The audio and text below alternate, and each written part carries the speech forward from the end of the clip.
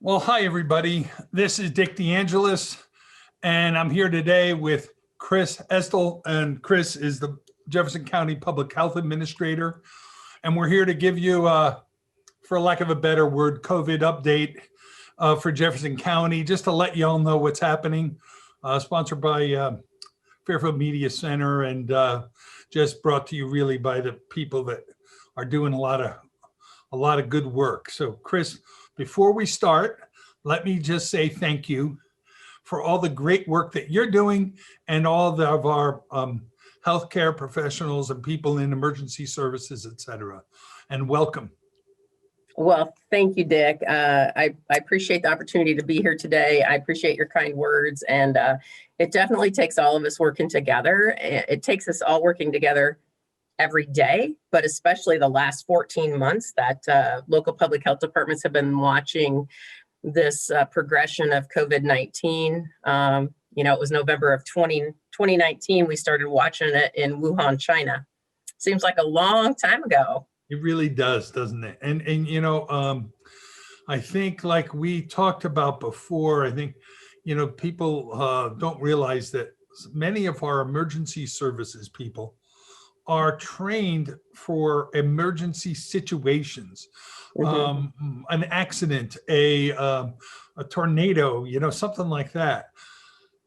In a 12 months plus situation that we have to constantly be monitoring and developing. It's really been a great work by both the men and women of our county, emergency services, our hospital, doctors, nurses, and probably I'm missing some people, aren't I? Well, I think, like I said, I think all of us have definitely had our lives changed by this ongoing pandemic, and never in my 26 years of being a nurse have I ever sustained such a long and emergency response. My background in nursing is emergency department nursing, psych nursing, community education manager at our hospital, and then 13 years as the public health administrator. Even with H1N1, that response, oh gosh, what was it, 10, 11 years ago, was not to this level of length and this level of divide and all those other things that we've seen. It's been a challenge. I think I'll write a book when this is all over. Yeah, right. I think what's become obvious to me, is all of us now have either been affected, even in our families or our friends, close friends, people in our churches, or people that we work with in some way. So I think what I'd like to do is get started right away with some facts, because I think that helps people. Tell us the progression of COVID in Jefferson County. Is it getting worse? Is it getting better? Is it evening out? Are we approaching herd immunity? All these questions that people come up with. Do we know any of that? And maybe you can give us some clue as to what the state of affairs are with COVID and Jefferson County.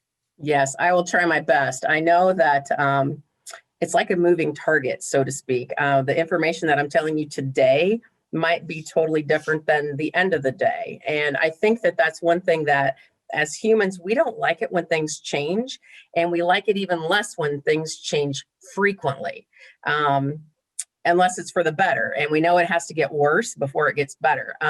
Actually, COVID is kind of leveling off in Jefferson County right now. We did not see the significant spike in our county post-Christmas holiday, post-New Year's holiday. We still have illness, we still have illness, but not to the level that it could be, not like we've seen on the national news out in California. And the one other thing I want to say right quick while I'm talking about this is when you look at the mitigation practices that we have in place for COVID-19, okay, good hand washing, wearing a mask or face cover, social distancing, avoiding large crowds, staying home if you're sick, those practices not only decrease the likelihood of COVID-19, it also decreases other respiratory-like illness. So influenza, regular nausea, vomiting, and diarrhea, RSV virus that impacts usually infants, kids under the age of 1 year, pertussis, which is whooping cough. So I know sometimes you see things in the media too, and they're like, well, we haven't had this or this. That's because those same practices Right. make a good impact, and we see less disease. Well, So I I was just want to thinking throw that out there too. when this is all over, I think maybe we will lessen, hopefully, some of the diseases that were happening before, but just because we've got better practices in place. Not Right. that everyone's always going to be wearing a mask, but rather just washing your hands consistently, being alert that when you're near people or close to people, and then, that I think it's a great point, and it's a point to mention that now regarding COVID in particular, Mhm. I hear stories about, I guess the best way to put it would be this. Right now, how many people are being treated at the hospital ballpark? I know you don't know any idea of exactly, but Right. is it full to capacity at our hospital? Is only a trickle of people that are in serious shape that do need help? I know we've had how many deaths so far, at least saying that they're from COVID? Right.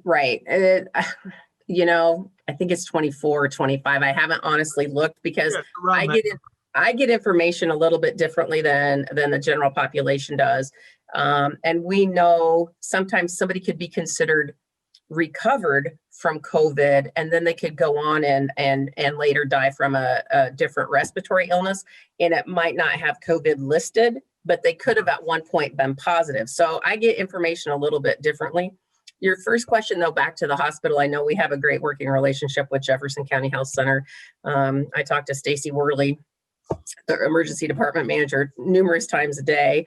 I know that we talk to the infection control nurse, Carla, and we communicate back and forth. At this point in time, no, they are not at capacity. I know that they have had, in the last several months, they've had, upwards of 6 to 8 COVID patients or other respiratory type precaution patients admitted. Now, are all of those patients from Jefferson County? No. So we don't get the information on the patients that are not from our county, obviously. So it takes everyone working together. So when somebody goes home from the hospital, if they call us, then we have a little bit more knowledge and can assist them in a better way. And you got to remember too, it's not just patients. All of us in the healthcare field, whether you work in dietary or housekeeping or maintenance or any of those types of frontline positions, you're at high risk.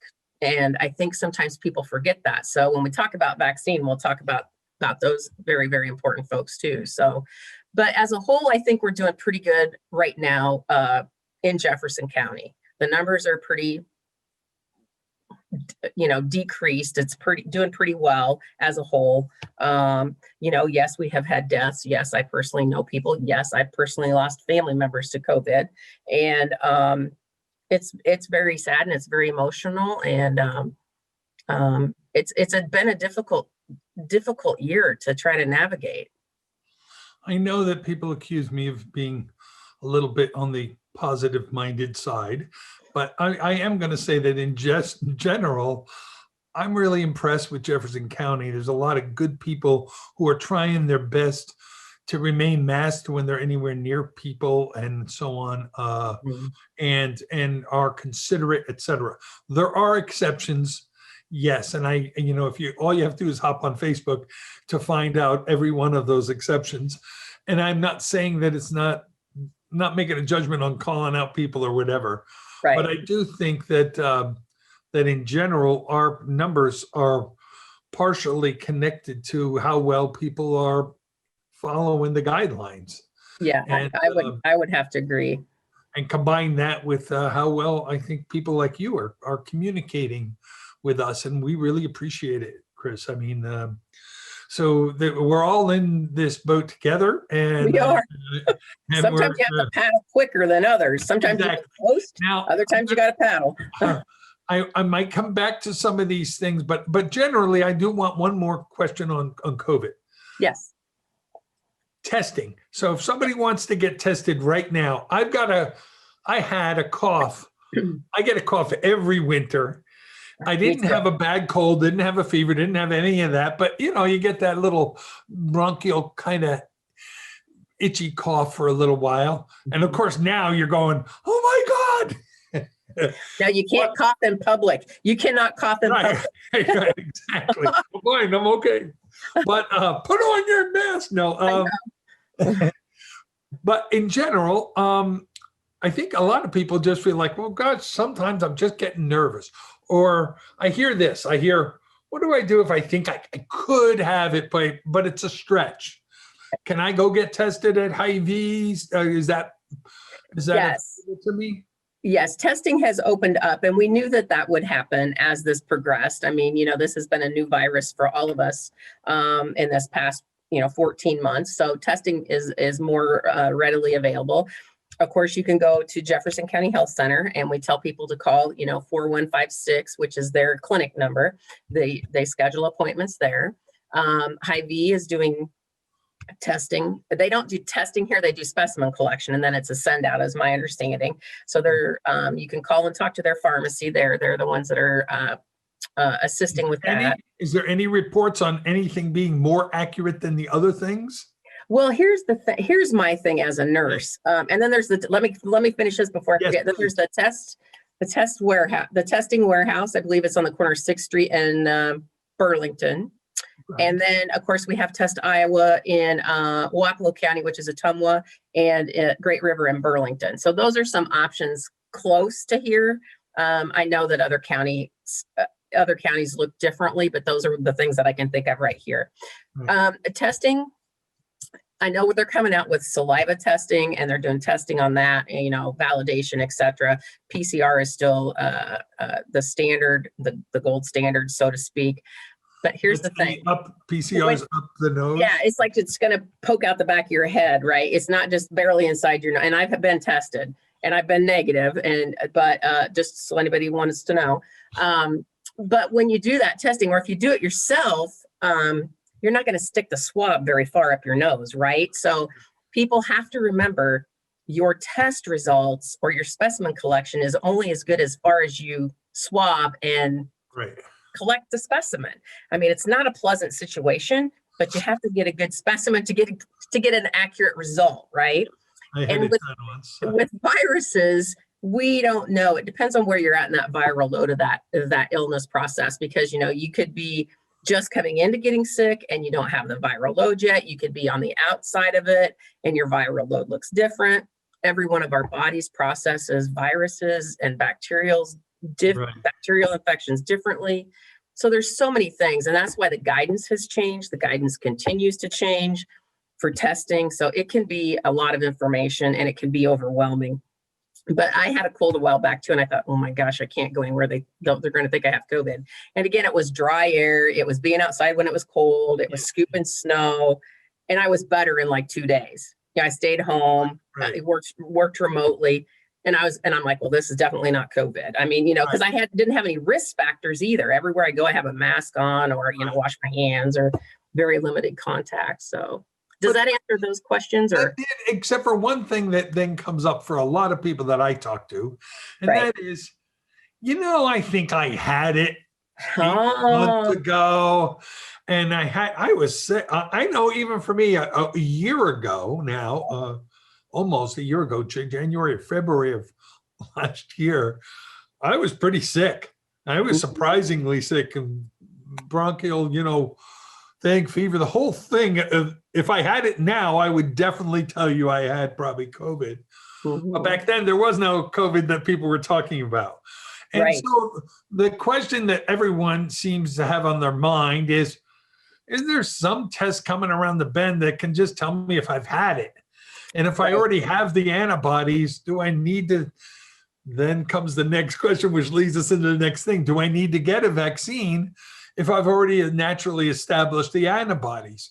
Right. And I think these are the questions now people are trying to wrestle with to see, and do I have a social responsibility to get the vaccine in order to get our herd immunity up to a certain point, or is that not really true? And so people really want to know some of these things. I'm not trying to ask you to be all knowing about this, but maybe you could give us some idea and Right. point us in the right direction. I will do my best. I will do my best. So to address that, I was very sick a year ago, November as well. And it was like over the Thanksgiving holiday. So it's hard to think back, 14 months ago. I Right. was very sick too. And I thought, as this progressed last winter, I thought, I think I've already had it. I think I was sick in November, right? So I'm like, I thought, I mean, it was bad. And I don't usually get sick like that. I'm like, this had to be COVID before we knew it was COVID. Right. So I'm a little conspiracy theorist sometimes myself. So I'm like, okay. So when I went to my provider, I said for my, my checkup and stuff to have labs drawn, I said, hey, can you just draw, can you draw antibodies? Can you draw blood and do an antibody titer to see if I've had it? She did, and it came back negative. Now, it would have been greater than, let's see, it was in June. So it was November to June. So natural immunity could have been gone Right. by that point. Now, right now, they say 90 days is natural immunity from illness exposure. But we're looking at that. I just had a Zoom meeting today at noon. And let me look at my notes here. I think they said in the not too distant future, they didn't give us a date, we're going to be going from 90 days to 180 days. 180 days. So they're going to double that natural immunity. That's to come. That's not released yet, but that's what they're looking at. So again, we know like with chickenpox, usually you only get chickenpox once. Now, there are instances where if you weren't sick enough or if your body didn't build enough antibodies, you got sick again. Right. Okay. Let's see. It's not as sick because you've got something, right? Right. So, and then the other question, I guess a lot of people are saying is this going to come back at us? At one point, does the disease just kind of die off? Is that because everybody's saying, oh, if enough people have it, the disease can't get fed enough to keep going. Right. So tell us about that, because I think all of this, we're all having to learn a lot more than we ever wanted to know about this. No, if you didn't pay attention in science class, then you're just lost. I tried to pay The attention. science teacher is laughing at you right now. They're like, you should have been paying attention, Chris. I'm like, You I must never have have been to taking a nap. use it. Yeah, that periodic table of elements, that poster that used to hang in your room, I was like, ugh. But so yes, those are very good questions. And Dr. Padati spoke today, and she said that herd immunity at this point is still basically an estimate because we don't know. They're still doing testing on natural immunity. If you've been symptomatic, you could be symptomatic and have a negative test. You could be asymptomatic and be positive. Right. So they're still doing a lot of gathering of data on that. So we don't know what that natural immunity is for sure. Even though you may have been positive or symptomatic with COVID, the recommendation is to still receive a vaccine. But the recommendation is to wait until like 90 days after you've been symptomatic or after you've had a positive test. Now, I will share this information. I can share this at this high level. The individuals that have had COVID and have received a vaccine and it has been closer, it's not been 90 days. Right. They are their body builds a different response and they feel sicker from the vaccine because their body is responding to that exposure again. Right.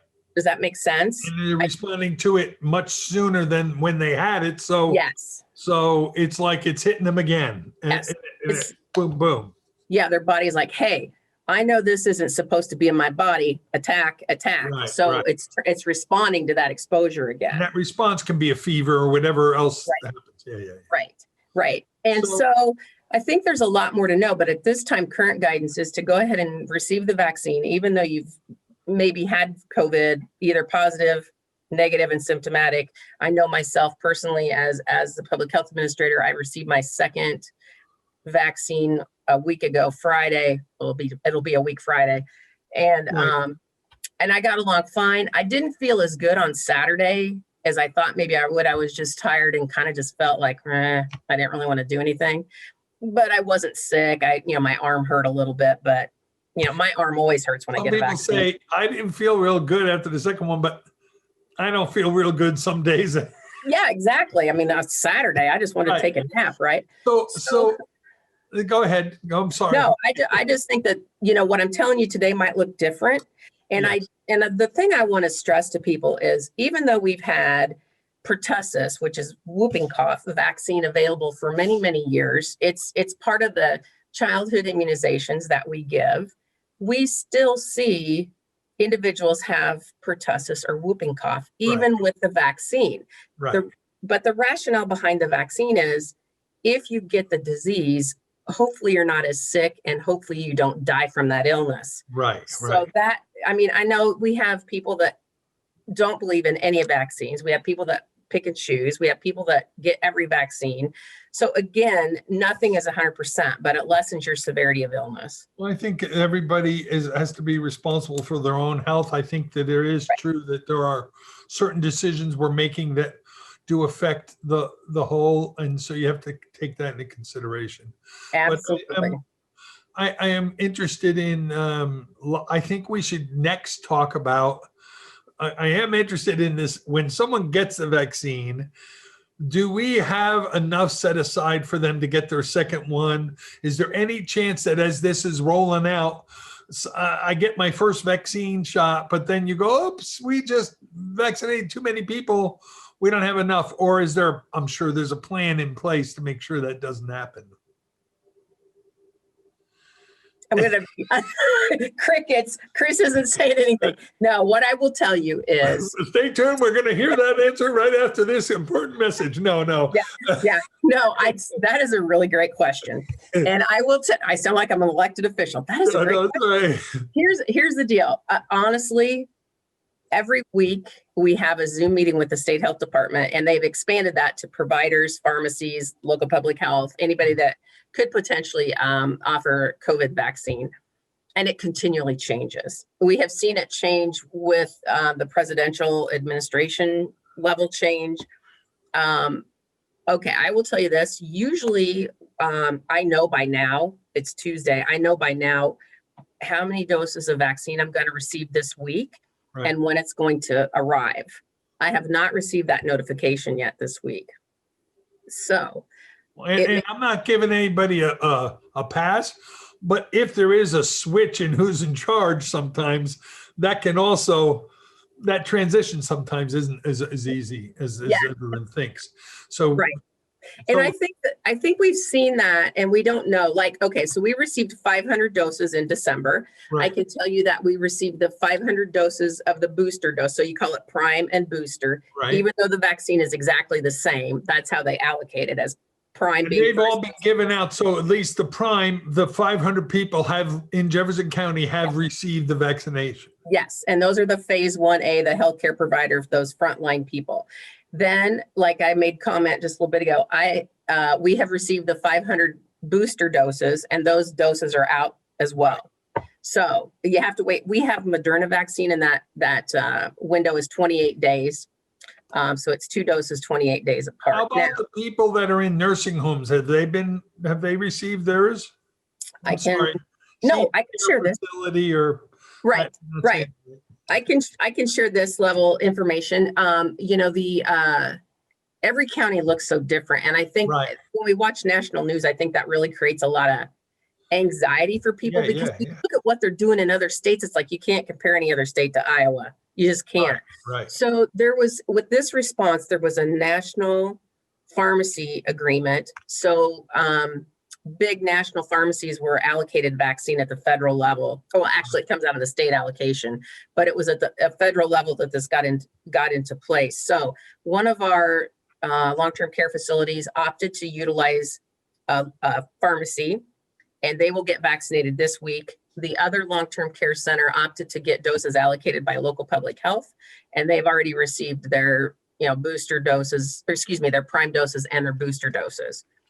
So it's getting done. Are you proud of that you kind of got yours to those people even sooner than the pharmacies? As a public health nurse, I have a little bit of a different feeling. It's like, give local public health the doses. Right. Let us allocate them to our county partners. Let us handle this response locally, because nobody knows our community like us. Right. At the same time, I think if you find you're being overwhelmed, then maybe you'll need to Right. expand Then it. and have- Then yeah. we allocate doses to the pharmacies, or we allocate doses to whomever. But part of this, Makes sense. part of this response has been handled differently than we've ever seen before. So we've got 500 people have gotten it now, have received the vaccination. Hope also some have gotten it in the senior care facilities from the private group, and some are getting it next week. This, yeah. This And week. So then we have we had, got about what, 100 people, 200 people, something like that. yeah, I allocated 100 doses. So it's about 80 doses, because you have to remember it's not mandatory. Right. So they can And how opt about out. those nurses and so on that are at those facilities? Yes, it was all inclusive. So Right. they I would think so, because staff and residents. yeah. So, and then we have received, 1 week we received another 100 doses, and then the following week we received another 100 doses. So we opened it up yesterday, Right. because per the governor's press release last Thursday, Right. that information changed. The current matrix that we were looking at went away, and we got a new one. And you found out about it from the press release? 10 minutes before she spoke, we got a high alert. We got a HON alert, a health alert network, saying check your email for important documents. And I was on an emergency operations center meeting with all of our community partners, and I said, wait. I was running the Zoom meeting. I said, wait. I said, I'm getting a HON, and Stacy was on there from the hospital, and we were like, what is this? New documents, new guidance. Then the governor spoke. That was the heads up that we got. Right. Well, it's getting better. The last time I talked to you, you found out at the press conference. Right. That's right. That was with Test Iowa. So I would say, I mean, I'm just totally looking at this, but in general, Iowa's done a pretty good job. I mean, I don't know if you're going to count that to the governor's credit. I guess, you certainly would blame her if it was awful. But in general, there's been there's been problems with communication, I know, and other situations. But in general, let's just say with all the people who've responded in the state of Iowa, we've been in our own way very fortunate. right. And kudos again goes out to me as local public health, all the 99 counties that have health departments. I know last week when the governor spoke, she indicated, I might have these numbers wrong because I've had a lot of numbers, plus I've had a budget meeting. So I've had a lot of numbers going through my head. I think the Governor Reynolds said that Iowa was number 46 or 47 in receiving vaccine allocation. So we're kind of at the bottom of the list. But in administration of vaccine, we're at number 14. Right. So we're getting the vaccine out there and getting it into arms. Okay, so now the question that probably the people who've been watching us chit chat like we have been doing, and I always try to get really crucial information in a comfortable setting. Right. We're going to say, okay, how about us, the 65 and overs? I heard there was a phone number and they were taking things, and then all of a sudden it was cut off. What's up? So you might as well address there's a couple of things that I think you should address. One is we have when will I get a COVID vaccination? Is that those phase 1B in order of priority? Is that still actually in place as of today? Well, yes. So we were told on Friday that we could, this was after the governor spoke on Thursday, and then we were interpreting the information. So individuals age 65 and older are eligible at any time to receive the vaccine. You don't have to have an underlying health condition. You don't have to be sicker physically than someone else. Anybody over that magic age of 65 is eligible anytime during phase 1, tier 1 through 5. Wow. Okay, now, what does that do? Well, when you open up that demographics of the baby boomer age, which I am a baby boomer, that's a lot of people. That's a lot of people. Yeah. Do we have any more vaccine? No. Right. So what does that do? It's not a good situation. So you have more want than you have vaccine availability. Sure. And like you and I were talking before the call, you can kind of understand there's a bunch of people who've been 1 year dealing with this and isolating and so on. If there is a chance for them to get the vaccine, some of those people really just want it, and they want it as soon as is legally possible, and they want to get in the front of the line if possible. Absolutely. And I respect that. I totally respect that. So what I did was I made the decision to go ahead and move forward with with the 65 and older. So yesterday we opened it up for appointments. Okay. I had 180 doses that we could schedule because we used 20 of those doses for healthcare people that were in phase 1A. Right. So we have 3 lines coming into this health department. There's 6 people that work here. So we were administering booster doses. We were answering the phone, and here's the thing. People get angry because they can't get through. Yeah. But we have to actually physically talk to the person and get information, and we monitor how many doses are available. And I know people were angry and upset because we aren't taking names. We aren't, making a list. But here's the situation. Once those 180 doses were expended, we were done. And I just put out a message and said, you know what? All the doses are scheduled. Right. We have a cancellation. We have some people that we can call, meaning people that meet tier 1 priority. Right. So then we're going to call those people in, because if you look at the tiers, which I know that's going to be shared later, I don't have any doses to give to those people right now. So I'm talking about our, first responders. Now, we were able to do some of them out of that 1A dose that we had left, but like our school staff, our childcare staff, they're the priority in tier 1. I do not have any vaccine in my store, in my refrigerator or freezer that is not already scheduled. Sure. So I am actually waiting on vaccine. So it is a practical matter with trying to get all of our emotions out of this. Right. When you have more available, and you will then take more calls. Right. As soon as there's not more available, you stop taking calls. Right. Because you don't have a very advanced, sophisticated 20 people waiting, and it's like a Jerry Lewis telethon or something. I said that yesterday. So, I get it. I think everybody can kind of understand. So you'll take the calls, and if you're not taking calls for this, that means, guess what? We're out this week. Wait till we make another call, and everybody will get it. I'm figuring I'm not 65 until March, so I'll just patiently wait at least till I turn 65 before there you go. But the thing is that just as much as everyone needs to be socially caring for others by wearing a mask, I think you also have to be socially caring for others by understanding that people are doing their absolute best. And as soon as they can get a vaccine to you safely and effectively, they will get it to you. Nobody's holding it back just to, we've got too many, but guess what? We're not going to give one to you. Right. As soon as you can, we're going to get them to you. And I think the idea of people being on some kind of waiting list will then mean that we're going to inundate these phone calls, and there's going to be a list of 1,000 people on a list, and that's going to be a bear to deal with also. Right. Just trying to keep it simple.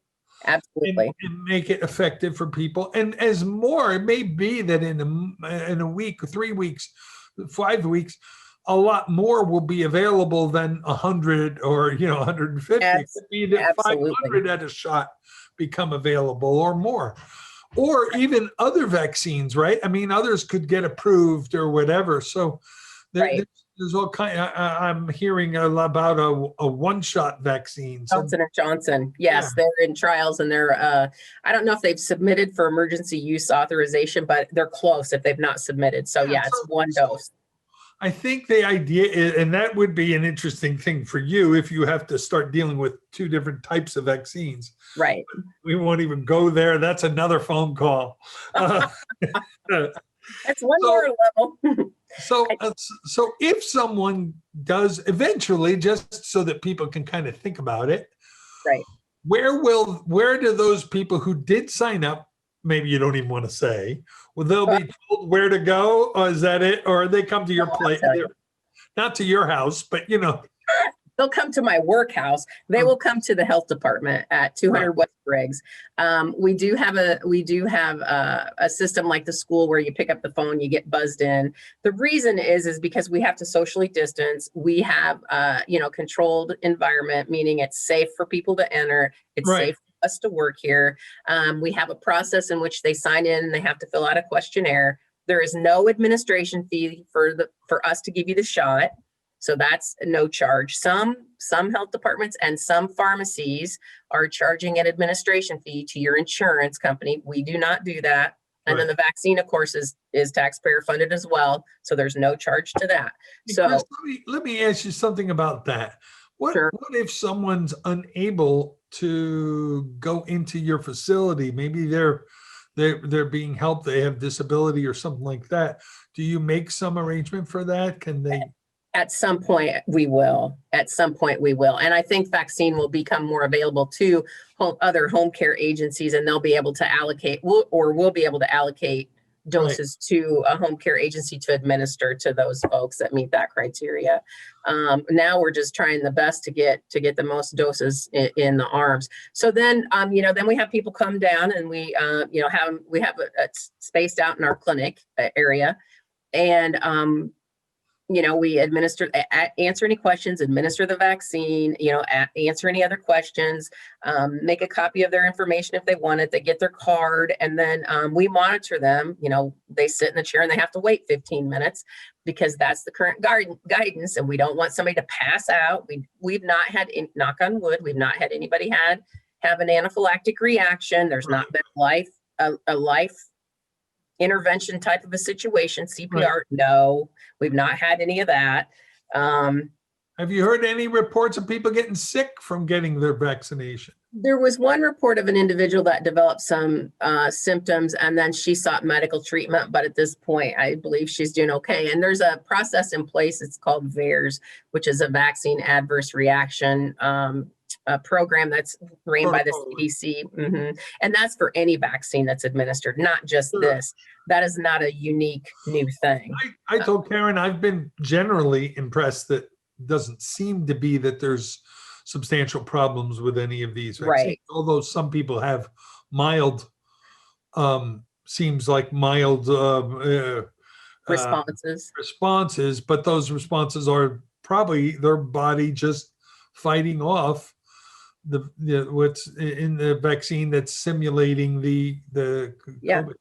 It's their body's response to like, hey, this is something new. I've never seen this before. Let's build some antibodies against it. And I think people get confused. Everybody seems to be confused with a response versus a reaction. Right. And, that's two different things. And I know, my arm gets sore. Like I said earlier, it gets red and itchy. It's like, well, that's a response. That's not really a reaction. I didn't have to take Benadryl. I didn't have to use my EpiPen. It's just a response. Right. I hear EpiPens are still pretty expensive too. They are. I have a peanut allergy, so that's why I have an EpiPen. So I have a sister that needs them nearby. So it's serious. So to that point, I just want to make sure that everybody understands. If there is a situation where somebody needs to have epinephrine administered, if it is an anaphylactic, a true reaction, we have Benadryl that we can inject. We have epinephrine that we can inject. We have an AED on site. We call 911. All of us nurses are, skilled in CPR and first aid. So it's not like we've not taken care of somebody in an emergency situation. Okay, we all have that skill set and we're able to do that. So I just want to stress that for people. Is there some kind of number out there that says we got to get at least half of the people in this county vaccinated or naturally resistant? Is it 50%, 20%, 80%? What? I think it's closer to 80%. I really do. Really? I think so. And the longer that any communicable disease or new disease circulates in a community, the more natural immunity you have, Right. That's why we don't see chicken pox, because A, we've either had chicken pox, or B, you've received the vaccine. So it's the same kind of thing, but this generation And my kids are in their early 30s. They don't know a world with polio. They don't know a world with Right. some of these communicable diseases that have been in place in my lifetime. Well, And we they forget know that. they now know a world with COVID. Yes, they do. This is They something that definitely do. most of us will be something that'll certainly mark time for when this happened in our country, and it's in some ways very shocking to see some of the people, like I was telling you earlier, that I know that are really strong, healthy, seemingly very healthy people Mhm. who just have gotten hit very hard by this. So Yes. And I think the thing I mean, like I said, I've been a nurse a long time, and I've talked to some of my nursing colleagues, and it's like, we have never seen a virus impact people so differently. I mean, if you have influenza, or if you have a kidney stone, or if you have diabetes, I mean, or a heart attack, it's like X, Y, and Z. This right, is all over the board. This is like, it's like something we've never seen before. And then again, you heard me made reference to the fact that, once people are considered recovered, or they've been, they're doing okay, then they go on to have other types of lung problems or other health issues that they didn't have prior to having this virus. So, right. I don't want to scare anybody. That's not the And, goal. as that is true, and I'm not saying this to at all dispute what you're saying. I totally agree with what you're saying. I'm just saying the other side is true too, is that some people are getting kind of normally sick, if you will, Right. and Right. they're flipping out saying, "Oh, this is COVID and this and that," and that I don't think people realize how often they used to get sick just normally, whether they get the flu or they get a bad cold, or, you know what I mean? One of those that knock you out. And I remember being on Facebook a couple of years ago and people were saying, I am, absolutely, this is the worst I've felt in forever. And I've gotten hit by something. I don't know where it is. This is 2 years ago. And Mhm. who knows what it was? One of the things is we didn't identify it back then. We Right. just we just kind of went through it, got ourselves better, drank lots of fluids. You know what I mean? Did all the things that we had to do. Go see the doctor if it got serious. Treat the symptoms. And yeah. Anyway, I want to encourage people to know that in many cases, we know what to do when we're not feeling well. And Right. then I think the key is people are looking for some guidance to say, when is not feeling well a time when I should worry? Right. I think the thing is, 80% of the population that gets COVID, or that, has been ill with it, they're going to be fine. It's just like you said, Dick, it's like no big deal. They just have it like another Right. viral infection, like a regular seasonal cold. But then, it goes down to that 5% of people that really become very acutely ill. Right. And I think sometimes there's no rhyme or reason. Yes, we always think that people with underlying health issues are more fragile, and that is true because Right. their body can't fight off a virus or a bacterial infection. Right. So if you're not feeling well, if something feels off, if you've been sick for more than 4 or 5 days, you need to be seen. You need to Yeah. call your provider and make an appointment, or consider getting tested. The other thing I always encourage people is, if you are diabetic, if you take any kind of immunosuppressants for Right. any type of autoimmune illness or a cancer treatment, anything like that, you're at higher risk. So you have to have a higher mitigation, and you have a different level of awareness of your own health. Right. But if something feels off, don't ignore it. Right. Don't And, ignore it. this actually brings us up to another thing. So that's a really good point, and thank you for sharing that. I think another important point is, we were talking about immunity, herd immunity, and the possibilities of maybe getting to that point. And I don't think there's a person around who doesn't want to get to the point where we can all go to the Hawkeye game or the cyclone game, and all be together cheering and feel like, okay, maybe we'll come home and take a quick shower. But, we Exactly. want that, but we're not there. Not even yet. with these vaccines getting administered.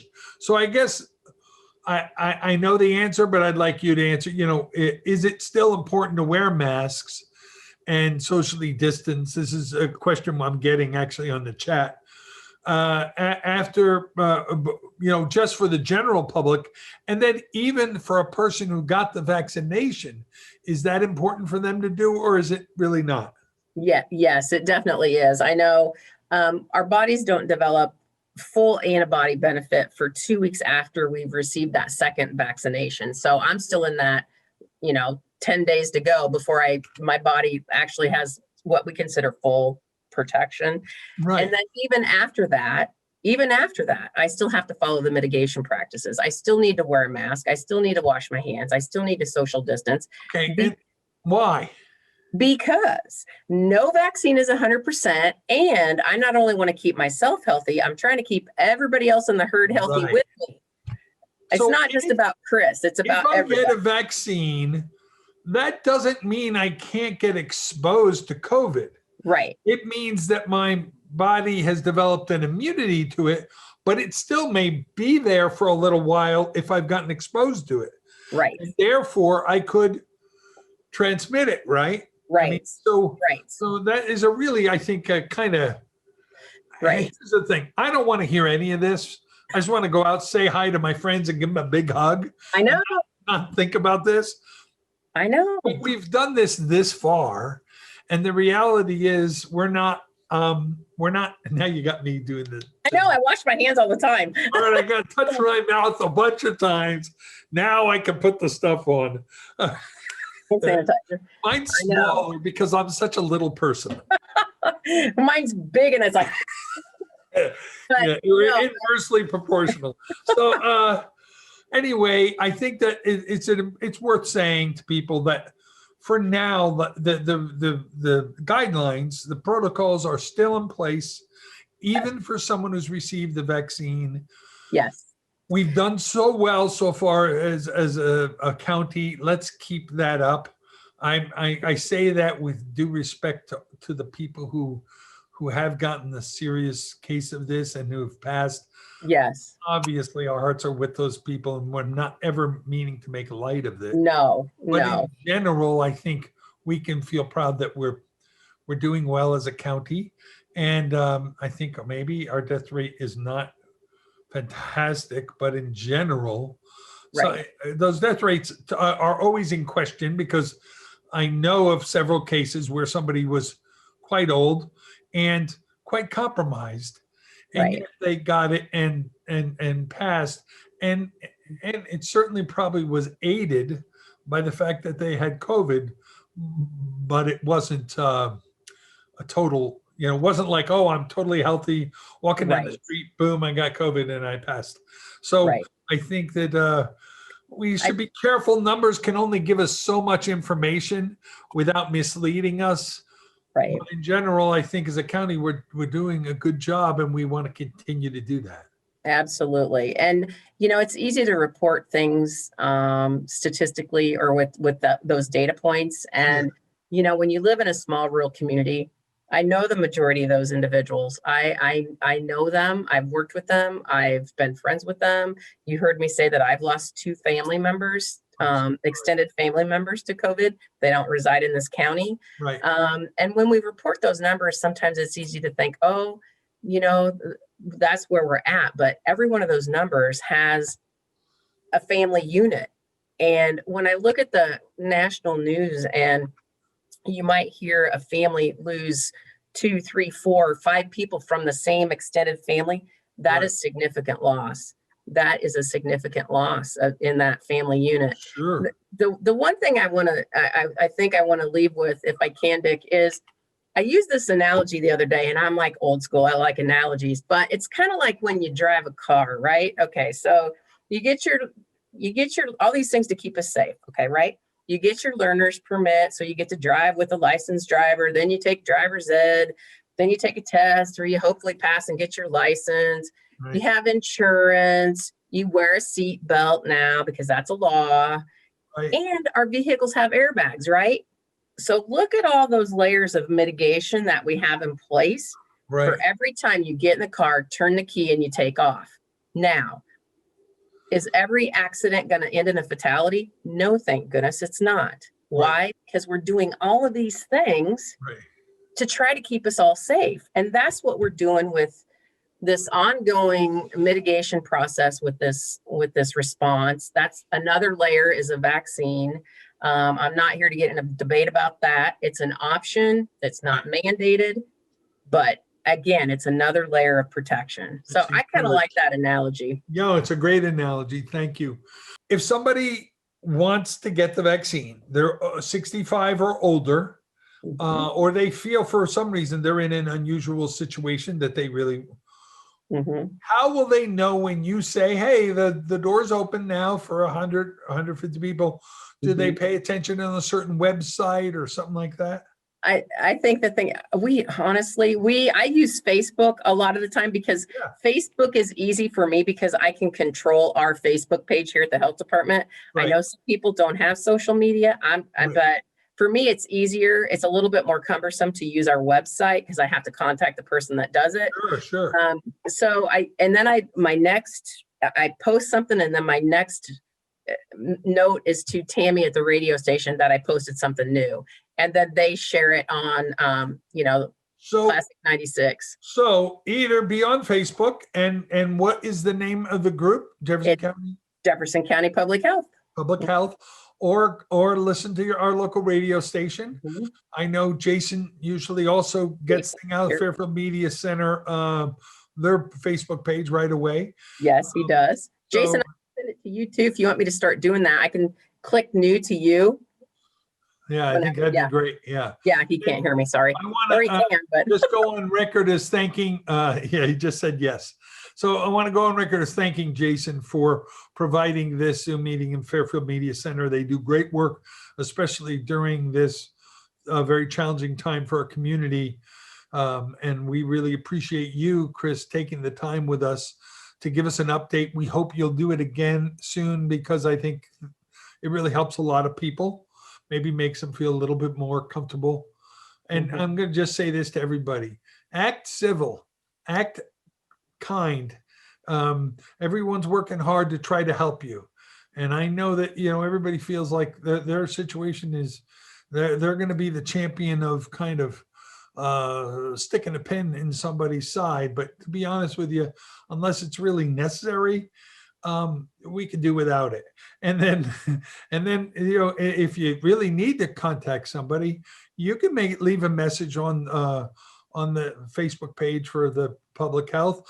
Usually people get back to you pretty quickly, and we'll try to help you. If there's something that's important that you feel you need, give a call or leave a message, and we'll try to help. But right now we are in an emergency state. And people are trying to administer this thing as quickly and as effectively and safely as possible. So I'm sorry for kind of saying this on your behalf, but I know from your side, Chris, you don't want to necessarily, get mad at anybody for doing this because everybody's trying, but just let's all work together. I think you're doing just awesome. We really appreciate not only you, but please tell it to all your thousands of staff members. No, I'm just kidding. I have a great team. We're small but mighty. There's only 6 of us. So well, please thank all of them for us. I will. And we'll, unless you have anything else. No, I really appreciate the time. I appreciate everything that you guys have done for us and on behalf of this response. And I think the thing we all have to remember is things will change. We have to be flexible and we will get through it. We've already come a long way. We have a little bit further to go. And if there's any big changes, we'll get back to you on one of these meetings. Somehow we'll talk Chris into sneaking out with it. I don't think I've been too hard on her. So no, it's been good. I'll crawl under my desk and cry here in a little bit. No, it's fine. Thanks, I do Chris. appreciate you guys. Thank you guys very much. All right. We'll see you now. Okay. Bye-bye.